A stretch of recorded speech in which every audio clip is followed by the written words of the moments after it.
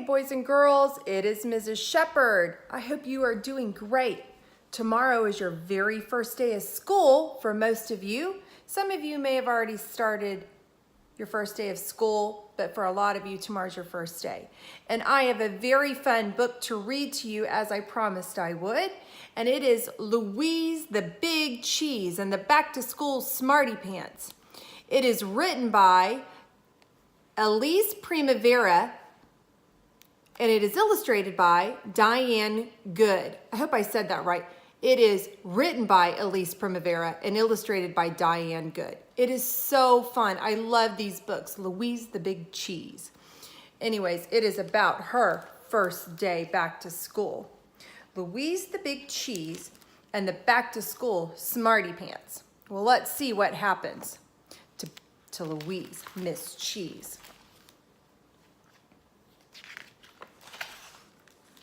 Louise Cheese was a small girl who lived in a sleepy town on a quiet street. In the modest of houses, she longed for her mother to do the house over in purple and pink polka dots. She wished for her father to put a Ferris wheel in the backyard, but Mr. and Mrs. Cheese liked things just the way they were. Louise didn't. Louise wanted her house to look like a big cheese lived there.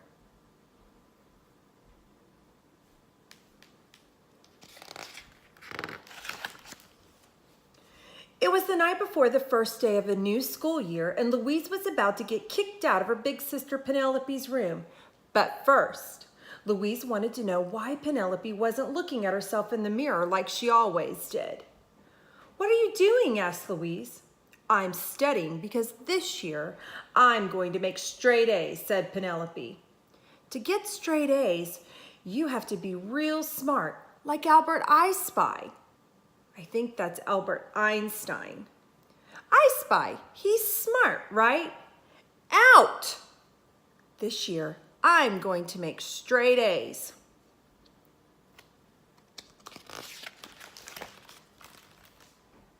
That night, Louise was so excited she could hardly sleep. If she could get straight A's, everybody would be her friend. She would probably even get to skip a grade. 2 grades, 3 grades. She would probably be promoted to college. Louise started to stare at the card with the name of her new teacher she had been assigned, Mrs. Pearl. Louise imagined that Mrs. Pearl had pearly white teeth, blonde hair the color of pearls, and that Mrs. Pearl wore lots of pearls. With a teacher like that, getting straight A's would be a cinch, Louise decided. Mrs. Pearl, Teacher of the Year. She even got a gold star A.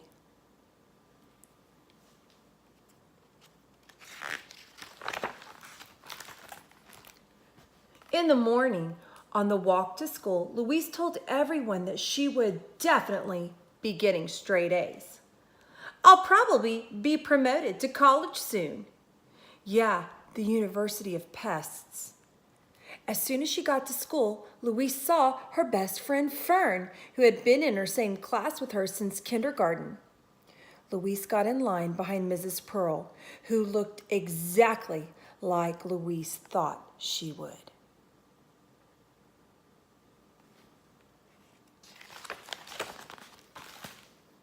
Louise looked over at the other line forming behind the other teacher. Cousin Lenny was standing in that line behind that teacher with the gray hair, wearing a gray dress and gray shoes.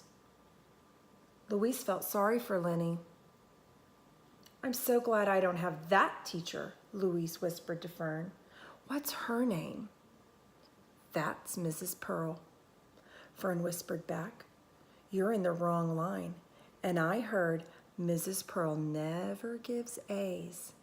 Never, never." Louise and Fern marched off in opposite directions to their separate classrooms.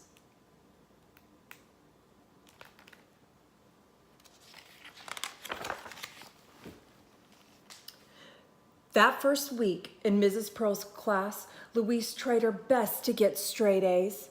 Louise answered all of the questions. Mrs. Pearl, Mrs. Pearl. We raise our hands when we want to speak, Miss Cheese. Louise volunteered to help. I always clap the erasers in my old teacher's class. We must ask permission first, Miss Cheese. Louise participated in classroom discussions.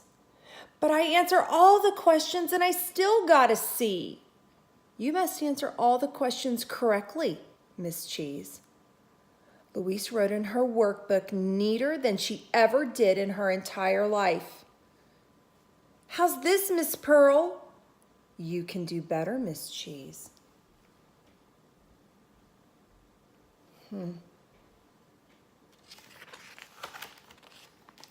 No matter how hard Louise tried, all Miss Pearl could say was, you can do better, Miss Cheese. And Louise learned that Fern was right. Mrs. Pearl did not give A's. Lenny, what'd you get on your reading test? An A. Well, Mrs. Pearl did not give A's to Louise anyways. You can do better, Miss Cheese.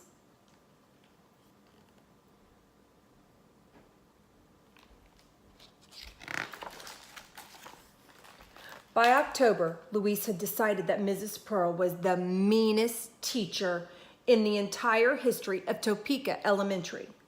As Louise and Lenny walked home from school, Louise fumed. Mrs. Pearl is mean. She is not. She is too. I like Mrs. Pearl. Well, I don't. Louise stomped off and walked home by herself. Louise wished Martians would land on the classroom and take Mrs. Pearl back to the spaceship. It could be worse. How? You could be getting your report card.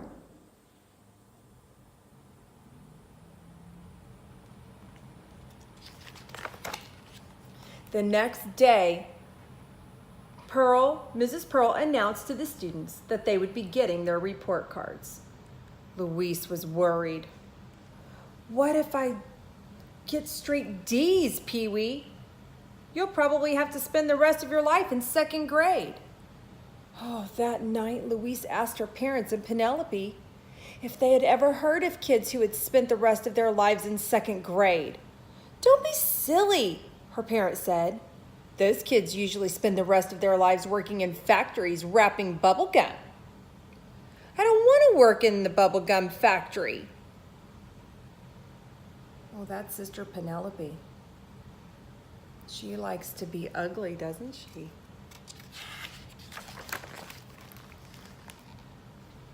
By morning, Louise was sure that she would be spending the rest of her life in second grade or working in a bubblegum factory. On her way to school, Louise walked on the other side of the street to avoid Lenny. She wished that an escaped gorilla from the zoo would grab Mrs. Pearl and run away with her. Most of all, she wished she didn't have to get a report card.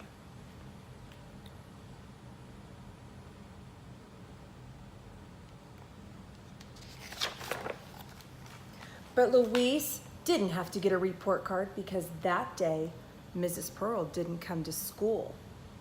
A substitute teacher took her place, and Louise gave a sigh of relief. Whew! The new teacher was pretty. She wore a pink dress with white ruffles and looked like a birthday cake. Her name was Mrs. Sprinkles. Louise decided with a teacher like that, getting an A would be a cinch. The new teacher was nice too. She smiled a lot. She didn't care if everybody talked at the same time or looked out the windows or doodled on their clothes. Mrs. Sprinkle was a dream.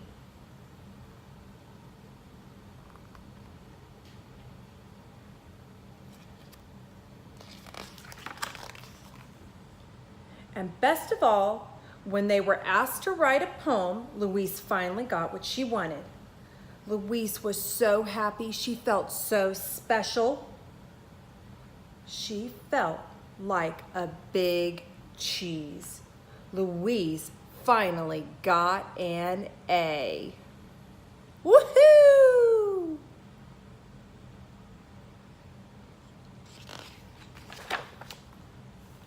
But so did everybody else. An A, an A. I got an A. What did you get? An A, an A. Louise looked at her A, and suddenly, she didn't feel so special. She didn't feel like a big cheese anymore. Louise wrote in her workbook sloppier than she had ever done in her entire life. But the new teacher was too nice to make Louise do it better. Mrs. Pearl wasn't there to see that Louise did it better either. By the end of the day, Louise had to admit something that she never thought she would. She missed Mrs. Pearl.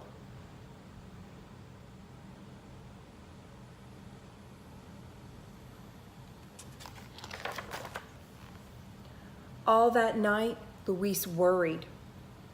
What if Mrs. Pearl never comes back? What if Mrs. Pearl has an incurable hiccups? What if she left the country to teach in Siberia? What if she left because of me? Mrs. Pearl is never coming back. By morning, Louise was so worried that Mrs. Pearl was never coming back that she completely forgot all about the report cards. Louise raced to school. Where was Mrs. Pearl?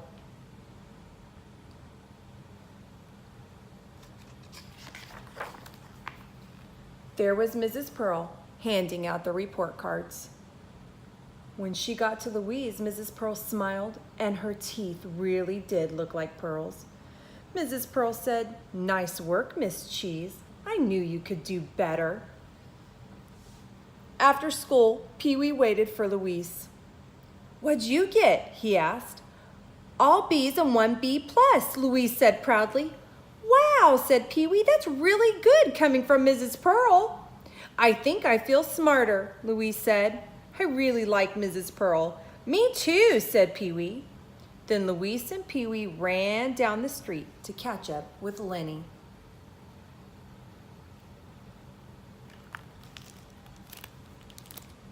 Louise, the Big Cheese, and the Back to School Smarty Pants. Isn't that a fun book? I really liked it a lot. You know, sometimes God just asks us to put our best foot forward, and we don't feel like it, or we get frustrated when things don't go the way we think they should. But you know what? We are to just always give our best. We are to be Christ-like, and Christ always gave his best. He always gives us his best, so that's what we're to do. And you know what she did? She just kept putting her best foot forward, and that's what we are to do. And so I wanted to read you a couple scriptures today, and one of the scriptures that I wanted to read you was about fruit. And the Bible tells us that people know us by their fruit, right? Well, does that mean we have fruit coming out of our bodies, like apples or oranges, or we're going grapes from our arms? No, that's not what that means. It means our character, or who we are inside our hearts, right? Well, inside our hearts is good because we have Jesus in us, right? Well, let me read this to you from Matthew 7:17 through 18. Actually, I'm going to start back at 16. It says, "By the fruit you will recognize them." Remember, we're not talking about apples and oranges. We're talking about characters and their heart, right? "Do people pick grapes from thorn bushes or figs from thistles? Likewise, every good tree bears good fruit, but a bad tree bears bad fruit. A good tree cannot bear bad fruit, and a bad tree cannot bear good fruit." What does all that mean? That means when you have a good heart, good things come out. You will have good things. You'll produce good things. And if someone has a bad heart, then bad things come out, and they'll produce bad things. They'll do bad things, right? So when you mind your parents and your teachers the first time, when you pick up the trash when nobody's looking and just throw it away and not have to have a spotlight on you, right? We've talked about that before. When you see someone that's hurting and you just go give them a hug, when you say a prayer for someone that you know is sick, when you just act in kindness and you help keep your room orderly or your classroom orderly or your cubby orderly, those are bearing good fruit. That's what God says. That's a good heart, and you're bearing good fruit and good things. And you are going to be blessed for that. So that is what it says. When it says, do people pick grapes from thorn bushes? Well, no, grapes can't come from thorn bushes, can they? No. So I wanted to read that one to you. And another one I wanted to read to you was Philippians 1:3-6. And I won't read the whole thing, but I wanted to tell you what the most of it says, is that God will complete a good work in you. Do you know that before you were born, he knew all about you, and he started a good work in you before that, and he's going to complete it, and he's working on it right now, and by the time Christ Jesus comes, you are going to be perfect. He is completing a good work in you, so you keep doing your job, right? Your job is to be Christ-like and love everyone. And he's going to complete the good work in you. So you do your best work at school. And the last one, you remember, sometimes when school might get hard or maybe a little bit of fear might set in, you remember 1 John 4:4. And that is, greater is he that is in you than he that is in the world. And anytime that little bit of fear might come in, or you think, I can't do this, or I'm so tired, I don't think I can do any more work, or I don't want to go to school today, you remember that the Jesus in you is bigger than he that is in the world. Greater is he that is in you than he that is in the world. All right. Well, I will be looking forward to seeing you the next time. I'm going to find some more books that are so fun and great for us to read together. I love you. Be a blessing to others. That's our job. I love you. Have a great day. Bye.